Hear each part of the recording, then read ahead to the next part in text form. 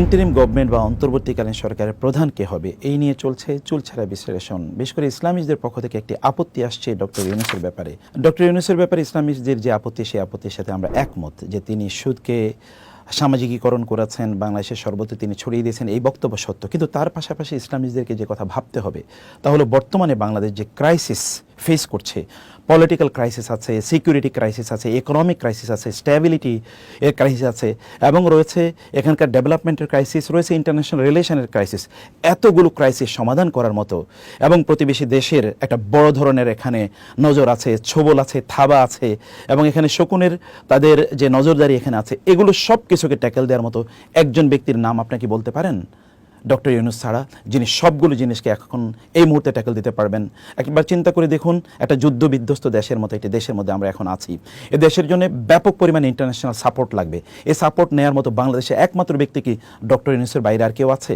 এবং দ্বিতীয়ত একবার চিন্তা করে দেখুন তো, যে আমাদের প্রতিবেশী রাষ্ট্রের আমাদের উপর যে ছোবল আছে, এর বিরুদ্ধে দাঁড়ানোর মতো একটা ব্যক্তি গোটা পৃথিবীকে একত্রিত করতে পারে, তিনি ডক্টর ইউনূস। এবং তার পাশাপাশি গোটা বাংলাদেশ উন্নয়নের ক্ষেত্রে, ইকোনমিক্যাল ডেভেলপমেন্টের ক্ষেত্রে তিনি সুদী কাজ করেছেন বটে, সে কথা সত্য, কিন্তু এই জায়গায় তার যে এক্সপার্টিজ আছে, এত হিউজ এক্সপার্টিজ গোটা দেশকে ডেভেলপ করার জন্যে, এবং এর বাইরে বাংলাদেশের বাইরেও গোটা পৃথিবীতে গ্রামীণের যেই ব্যাংকের তাদের যেই সমৃদ্ধি এবং তাদের যে সুনাম রয়েছে, এবং এখানে তাদের যে এক্সপার্টিজ রয়েছে, এরকম একটা লোককে আমাদের কাছে আছে বলুন? এমন কোনো লোক আছে? বরং আমি যেটি বলবো যে ইসলামীদেরকে এগিয়ে আসা দরকার। রাসূলুল্লাহ সাল্লাল্লাহু আলাইহি ওয়াসাল্লাম কি বলেন নাই, খেয়ারুকুম ফিল জাহিলিয়াতি খেয়ারুকুম ফিল ইসলামি ইজা ফাকিহু? জাহিলি যেগুলো লোকেরা, তারাও যদি ইসলামে আসে তাহলেও তারা সেরা হতে পারে। ডক্টর ইউনূসকে বরং আপনার বরণ করে নিন, তার কাছে আপনার যান, তার কথা আপনারা বলুন, তিনি বুঝুক যে ইসলামিস্টরা তাকে সাপোর্ট করছে। অতএব এমনিই তিনি মুসলিম, আর ইসলামের ব্যাপারে তার আরও সফট কর্নার তৈরি হবে। তাকে আপনারা বলুন, আপনারা তাকে দাওয়াত দেন। ওমর ইবনুল খাত্তাব রাদিয়াল্লাহু তাআলা আনহু জাহিলি যুগে রাসূলকে হত্যা করতেও গিয়েছেন, কিন্তু ইসলামে কত বড় সম্পদ তিনি হয়েছেন। আর আমর ইবনুল আস রাদিয়াল্লাহু তাআলা আনহুর কথা যদি একবার চিন্তা করে দেখুন, অথচ সোহাইল ইবনে আমরের কথা একবার চিন্তা করে দেখুন, মক্কা বিজয়ের সময় যখন সাহাবায়ে কেরামরা তার ব্যাপারে খারাপ কথা বলতে গিয়েছিল, রাসূল সাল্লাল্লাহু আলাইহি ওয়াসাল্লাম বললেন, না বলো না।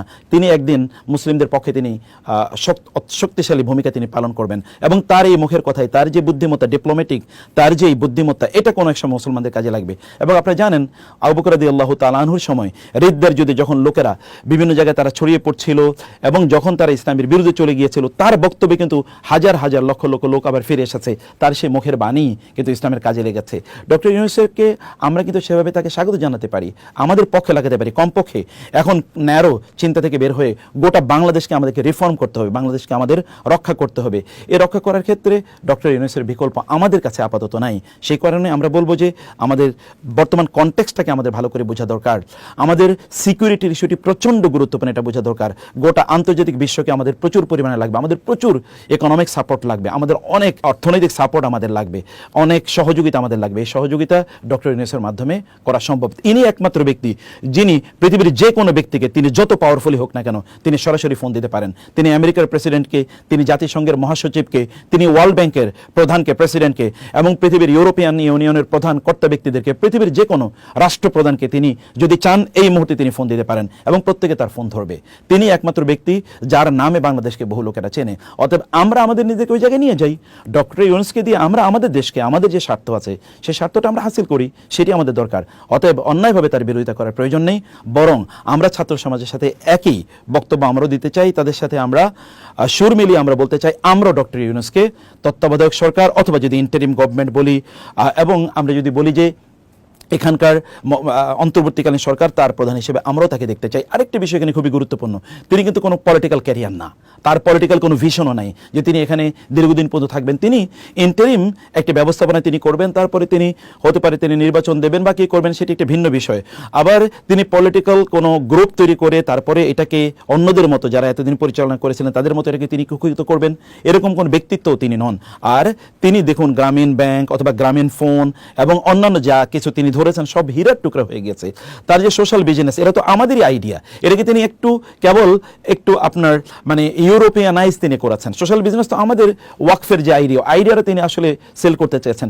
অতএব তার কনসেপ্টগুলোকে এগুলোকে ইসলামের বাইরে আপনি দেখবেন না, এগুলোকে কোনো অবস্থায় ইসলামাইজ আপনি করে নিতে পারেন। তার ইকোনমিক থিওরিটাকে আপনি কেবল ইসলামিক থিওরিতে রূপান্তরিত করেন।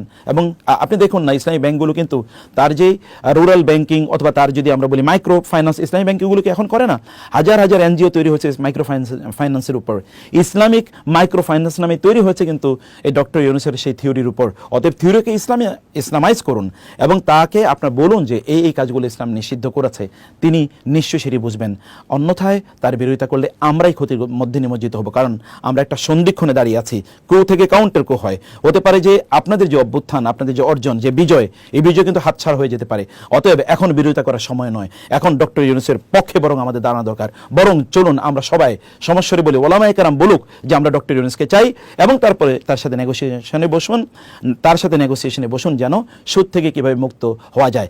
আর মনে রাখবেন, ডক্টর ইউনূসের বিরুদ্ধে যে প্রপাগান্ডা, এই প্রপাগান্ডা কিন্তু পার্শ্ববর্তী দেশ এবং যারা চলে গেছে তারা কিন্তু এই প্রপাগান্ডা তৈরি করে গিয়েছে। তাদের প্রপাগান্ডায় আমরা এখন চালিয়ে যাচ্ছি। তিনি সুদখোর, তিনি রক্তখোর, ইত্তকার, এই কথাগুলো এতদিন কারা বলেছে? যারা বলেছে তারা কি বাংলাদেশকে ইসলামিক স্টেট তৈরি করেছে? তারা কি এখানকার ইকোনমিক সিস্টেমকে ইসলামিক করেছে? তারা কি এখানকার ইসলামিক ব্যবস্থাপনা যারা বলেছে তারা কি তাদের পক্ষে ছিল? ওলামায়ে কেরামদেরকে কারা হত্যা করেছে? কারা এখানকার ইসলামিক প্রতিষ্ঠানগুলোকে বন্ধ করে দিয়েছে, লুটতরাজ করেছে? কারা ইসলামের নামে কোনো জিনিসকে ইসলামিক কোনো পর্যন্ত আমরা প্রতিষ্ঠান করতে পারি নাই? আমরা ইসলাম ইউনিভার্সিটিগুলোতে ইসলামিক স্টাডিজ ডিপার্টমেন্ট আমরা খুলতে পারি না, কাদের কারণে? তো তাদের এতদিন তারা ইসলামের পক্ষে ছিল, আবার নতুন কেউ কি ইসলাম এখানে প্রতিষ্ঠিত করে ফেলবে এখনই? তা করবে না। সে কারণে আমাদেরকে একমাত্র যোগ্য ব্যক্তি যেহেতু তিনি, অতএব চলুন আমরা তার পক্ষে দাঁড়াই এবং তাকে আমরা সাপোর্ট করি, তাকে আমাদের সম্পদ হিসেবে আমরা ব্যবহার করি। আল্লাহ সুবহানাহু ওয়া তাআলা আমাদেরকে বুঝার তৌফিক দান করুন। আল্লাহুম্মা আমিন। ওয়াসসালামু আলাইকুম ওয়া রাহমাতুল্লাহি ওয়া বারাকাতুহু।